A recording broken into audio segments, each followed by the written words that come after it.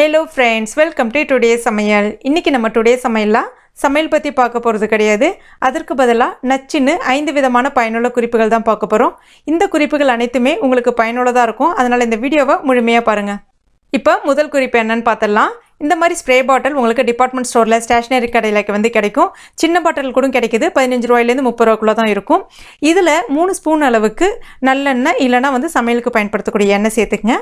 அடுத்ததா 3 ஸ்பூன் அளவுக்கு தண்ணி சேர்த்துக்குங்க. சேர்த்துட்டு இதை மூடிட்டு ஒரு தடவை கலந்து விட்டுங்க. இது எதுக்காக அப்படின்னு பார்த்தீங்கன்னா, நம்ம எப்பவுமே தோசை ஊற்றுறதுக்கு முன்னாடி தோசை கல்லில் எண்ணெய் தேய்ச்சிட்டோ இல்லைனா கொஞ்சமாக தண்ணியோ தெளிச்சிட்டு அதுக்கப்புறம் தோசை ஊற்றுவோம். அந்த மாதிரி பண்ணாமல் இந்த ஸ்ப்ரே பாட்டிலை நீங்கள் பயன்படுத்தி ஜஸ்ட் ஒரு தடவை இந்த மாதிரி ஸ்ப்ரே பண்ணிவிட்டு அதுக்கப்புறம் நீங்கள் தோசை ஊற்றலாம். இந்த ஸ்ப்ரே பண்ணதுக்கப்புறம் தேய்க்கணும் அப்படின்ற அவசியம் கிடையாது. இதில் தண்ணியும் எண்ணெயும் இருக்கிறதுனால அதிகமான சூடு இருந்தாலும் அந்த சூடை கொஞ்சம் குறைச்சி கொடுக்கும். அதே சமயத்தில் கூடவே எண்ணெய் தெளிக்கிறதுனால நீங்கள் அடுத்த வாட்டி தோசை ஊற்றும் போது நல்ல மொறுமொறுன்னு சூப்பராக இருக்கும். இதில் 2 பயனுள்ள குறிப்புகள் மெயினாக உங்களுக்காக இருக்குது. என்னென்னு பார்த்தீங்கன்னா, நம்ம எப்போவுமே இந்த மாதிரி தோசை ஊற்றும் போது வெங்காயம் பயன்படுத்துவோம், இல்லைனா கத்திரிக்காய் பயன்படுத்துவோம், அதாவது தேய்க்கிறதுக்காக. இது ரெண்டுமே நமக்கு மிச்சமாகும். இல்லை சில சமயங்களில் துணி பயன்படுத்தி தேய்ப்போம். அந்த மாதிரி துணி பயன்படுத்தும் போது பார்த்தீங்கன்னா அதுவே நம்ம பயன்படுத்தி வைக்கிறதுனால அதில் கிருமிகள் தங்கிறதுக்கு வாய்ப்புகள் இருக்குது. இந்த மாதிரி நீங்கள் ரெடி பண்ணி வச்சுக்கிட்டீங்க அப்படின்னா ஒரு 3 நாளைக்கு 4 நாளைக்கு வரைக்கும் வச்சு பயன்படுத்த முடியும். வெளியிலே நார்மல் ரூம் டெம்பரேச்சரில் எந்த விதமான சிக்கு வாடை அந்த மாதிரிலாம் வரவே வராது. அடுத்தது இரண்டாவது குறிப்பு என்னன்னு பார்த்தரலாம். நிறைய பேருக்கு அதுவும் குறிப்பாக பெண்களுக்கு இந்த பாதிப்பு ஜாஸ்தியாகவே இருக்குன்னு சொல்லலாம்.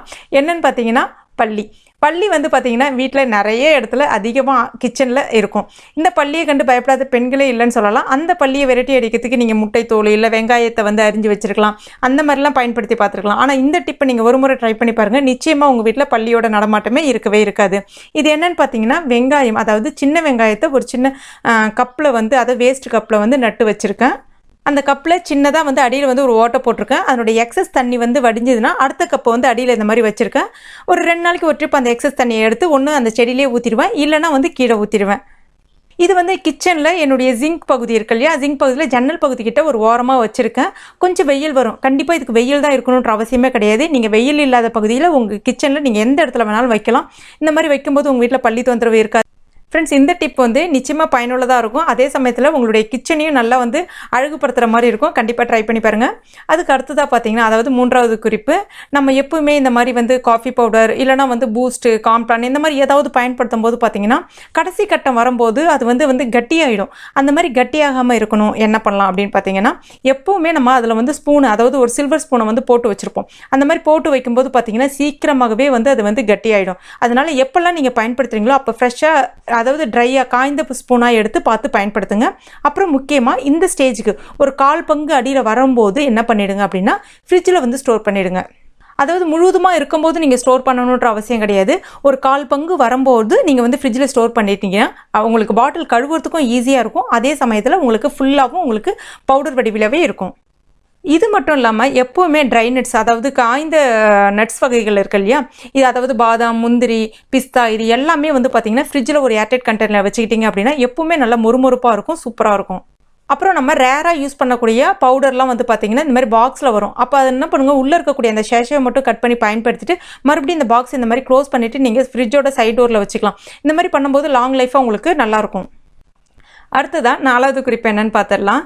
எப்பவுமே பார்த்தீங்கன்னா ஒரிஜினல் தேன் கிடைக்கிறது ரொம்ப கஷ்டம். நம்ம எங்கேயாவது மலைப்பிரதேசங்களுக்கோ இல்லை நம்முடைய நண்பர்கள் யாராவது மலைப்பிரதேசங்களுக்கு போயிட்டு அந்த தேனை வாங்கிட்டு கொடுத்தாலும் அதில் பார்த்தீங்கன்னா இந்த எறும்பு ஊர்ந்து ஃபுல்லாக வீணாக்கிடும். அந்த மாதிரி தேனில் எறும்பு ஏறாமல் இருக்கணும் அப்படின்னா அந்த தேன் பாட்டிலில் ஒரு 3 மிளகு நீங்கள் போட்டு வச்சிங்க அப்படின்னா அதில் எறும்பு ஏறவே ஏறாது. இல்லைன்னா நீங்கள் ஒரே ஒரு சின்ன துண்டு கிராம்பு கூட போட்டு வைக்கலாம்.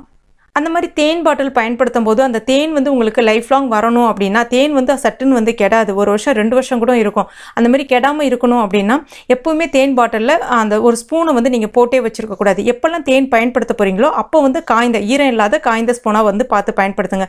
மேக்ஸிமம் அரை ஸ்பூனோ இல்லைனா சில்வர் ஸ்பூனோ பார்த்து பயன்படுத்துங்க. அந்த மாதிரி தேனை நம்ம பயன்படுத்தி முடித்த பிறகு சைடில் ஓரங்களில் இந்த மாதிரி ஒரு டவலை வச்சு, கிச்சன் டவலை வச்சு தொடச்சிட்டு அதுக்கப்புறம் மூடிட்டு மேலேயும் ஒரு தடவை தொடச்சிட்டு வச்சு பயன்படுத்துங்க. இந்த மாதிரி பயன்படுத்தும் போது எறும்பும் வராது, உங்களுக்கு தேனும் சுத்தமாக இருக்கும். சப்போஸ் ஏற்கனவே எறும்பு ஏறிடுச்சு அப்படின்னா ஃபில்டரை பயன்படுத்தி, டீ வடிகட்டுற ஃபில்டர் இருக்குல்லையே, அதை பயன்படுத்தி நீங்கள் வடிகட்டிக்கிங்க. அதாவது வடிகட்டுறதுக்கு கொஞ்சம் நேரம் ஆகும், ஆனால் ஃபுல்லாக ஃபில்டர் ஆகிடும். அடுத்ததாக 5வது குறிப்பு என்னன்னு பார்த்துடலாம். எப்போவுமே நம்முடைய பல்லை வந்து சுத்தப்படுத்துறதுக்கு நம்ம ப்ரஷ்ஷை பயன்படுத்துவோம். ஆனால் அந்த ப்ரஷ்ஷை வந்து நம்ம கொஞ்சம் நாளைக்கு தொடர்ந்து பயன்படுத்தும் போது பார்த்திங்கன்னா கண்டிப்பாக நிச்சயமாக அதில் கிருமிகள் இருக்கும்.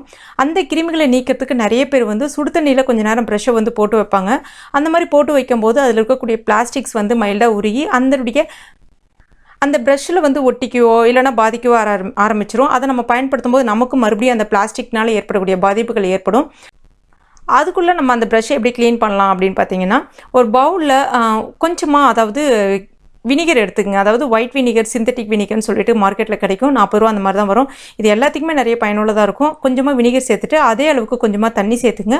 இப்போ கூடவே 1/2 ஸ்பூன் அளவுக்கு பேக்கிங் சோடா, அதாவது ஆப்ப சோடா, நம்ம சமையலுக்கு பயன்படுத்தக்கூடிய ஆப்ப சோடா சேர்த்துக்குங்க. சேர்த்துட்டிங்கன்னா நல்ல நுரை பொங்கி வரும். இப்போ உடனே என்ன பண்ணிவிடுங்க, இந்த ப்ரஷ்ஷை வந்து அதில் வச்சுருங்க. உங்ககிட்ட வந்து வினிகர் இல்லை அப்படின்னா நீங்கள் அதுக்கு பதிலாக எலுமிச்சப்பழ ஜூஸை வந்து பயன்படுத்திக்கலாம்.